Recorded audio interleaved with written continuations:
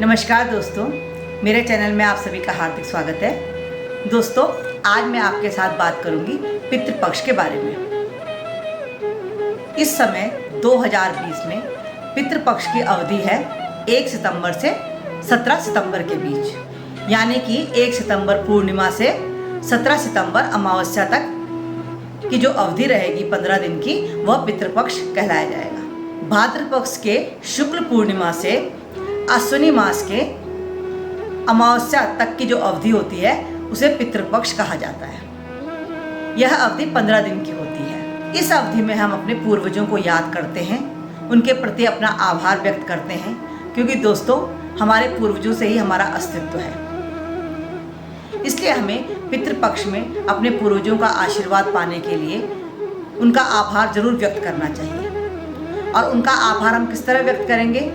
उनके निमित्त दान और तर्पण करके। हमें पितृपक्ष में जिस दिन भी हमारे पितृ तिथि हो, उस दिन ब्राह्मण को बुलाकर सब चीज़ों का दान जरूर करना चाहिए। सब चीज़ों का मतलब दाल, चावल, आटा, मसाले, सब्जी, मिष्ठान, फल, यह सब चीज़ें हमें अपने पितरों के निमित्त ब्राह्मण को दान करनी चाहिए। ब्राह्मण को भोजन तो करवाना ही चाहिए, लेकिन पितरों के निमित्त अब ब्राह्मण को सब चीज़ें दान भी देनी चाहिए। दोस्तों, हमारे उत्तराखंड में तो यह प्रथा बहुत पहले से चली आ रही है, लेकिन अब बहुत कम हो गई है। धीरे धीरे लोग ये पितृपक्ष की श्राद्ध देने की प्रथा को भूलते जा रहे हैं, जबकि हमें ऐसा नहीं करना चाहिए। जिन पूर्वजों से हमारा अस्तित्व है, साल में एक बार उन पूर्वजों को याद करना हमारा कर्तव्य बनता है, हमारा फर्ज बनता है, और हमारे उनके प्रति आदर सम्मान की भावना भी व्यक्त होती है। इसलिए हमें अपने पितरों के निमित्त दान और तर्पण जरूर करने चाहिए। दोस्तों, जिस पूर्वज का देहांत हुआ रहता है, अगले साल पितृपक्ष में जो तिथि उस दिन आती है, उसी तिथि पर हमारे उस पूर्वज का श्राद्ध किया जाता है। मान लीजिए हमारे किसी पूर्वज का देहांत पंचमी तिथि के दिन हो गया या नवमी तिथि के दिन हो गया, तारीख उस दिन जो भी रही हो, लेकिन तिथि अगर मान लीजिए प्रतिपदा के दिन हो गया या पूर्णिमा के दिन हो गया, इन 15 दिन में किसी भी तिथि के दिन हमारे जिस पूर्वज का देहांत हुआ है, साल के पितृपक्ष में हम उसी तिथि को अपने उस पूर्वज का श्राद्ध करेंगे। हमारे उत्तराखंड में तो आसपास अगर कोई बहन या बेटी भी रहती है तो उसे बुलाने का रिवाज भी है, यह प्रथा भी है। अगर हमारे आसपास कोई विवाहित बेटी है या हमारे आसपास कोई बहन है तो हम उसे भी बुलाकर पितृपक्ष का भोज कराते हैं। ब्राह्मण के अलावा बहनों को या विवाहित बेटियों को भी भोज कराया जाता है, उन्हें दान दक्षिणा देकर तृप्त किया जाता है।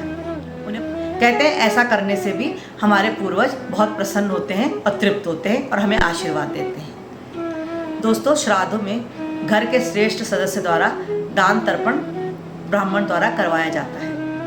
अगर घर में कोई श्रेष्ठ सदस्य ना हो तो पुत्र के पुत्र को या पुत्री के पुत्र को भी श्राद्ध देने का अधिकार कहा गया है।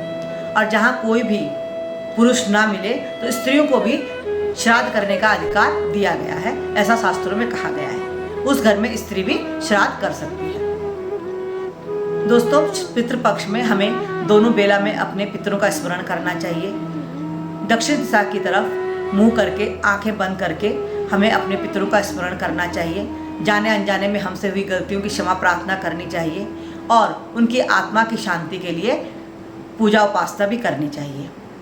पितरों की आत्मा की शांति के लिए सबसे सर्वश्रेष्ठ शिव उपासना कही गई है, और शिव शिव शिव यह भी एक मंत्र ही है। हम इस मंत्र की भी एक माला जप सकते हैं, यह भी श्रेष्ठ कहा गया है। तो दोस्तों, यह थी पितृपक्ष के निमित्त छोटी छोटी बातें। अब मैं आपको एक विशेष बात बतलाने जा रही हूँ कि इस समय 2020 में एक ऐसा संयोग बन रहा है जो पूरे 165 साल बाद बन रहा है। इतनी लंबी अवधि के बाद यह संयोग बन रहा है, और वो संयोग क्या है?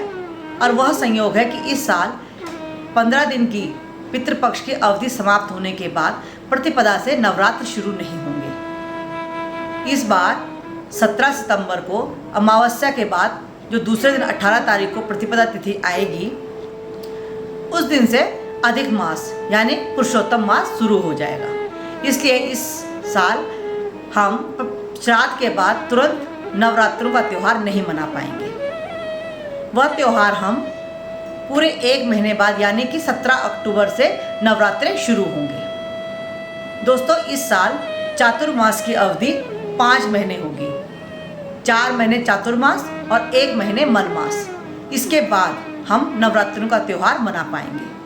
तो यह संयोग पूरे 165 साल बाद बन रहा है। पितृ अमावस्या के अगले दिन प्रतिपदा के साथ ही शारदीय नवरात्रे आरंभ हो जाते थे, जो कि इस साल नहीं होंगे। इस साल श्राद्ध पक्ष को समाप्त होते ही अधिक मास लग जाएगा और अधिक मास लगने से नवरात्रि और पितृपक्ष के बीच में 1 महीने का अंतर आ जाएगा। लीप वर्ष होने के कारण ऐसा हो रहा है, इसलिए इस बार चातुर्मास जो हमेशा 4 महीने का होता था, इस बार 5 महीने का होगा। ज्योतिषियों की माने तो 160 साल बाद लीप ईयर और अधिक मास दोनों ही एक साल में हो रहे हैं। चतुर्मास लगने से विवाह, मुंडन, गृह प्रवेश आदि मांगलिक कार्य निषेध है। इस दौरान यह कोई भी मांगलिक कार्य नहीं किए जाएंगे। हाँ, इस दौरान हम पूजा पाठ, उपासना, साधना यह कर सकते हैं, क्योंकि इन 5 महीनों में देवता सोए रहते हैं, जो कि देव उठनी एकादशी के दिन ही जागृत होते हैं।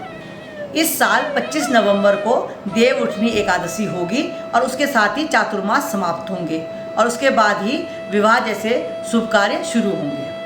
पंचांग के अनुसार इस साल आश्विन माह अधिक मास का होगा, यानी 2 आश्विन मास होंगे। आश्विन मास में श्राद्ध, नवरात्रि और दशहरा जैसे त्यौहार होते हैं, लेकिन अधिक मास लगने के कारण इस बार दशहरा 26 अक्टूबर को और दीपावली भी काफ़ी बाद में 14 नवंबर को मनाई जाएगी। तो यह 165 साल बाद एक अजब संयोग इस बार 2020 में बन रहा है कि हम पितृपक्ष के समाप्त होते ही नवरात्रे शुरू नहीं कर पाएंगे।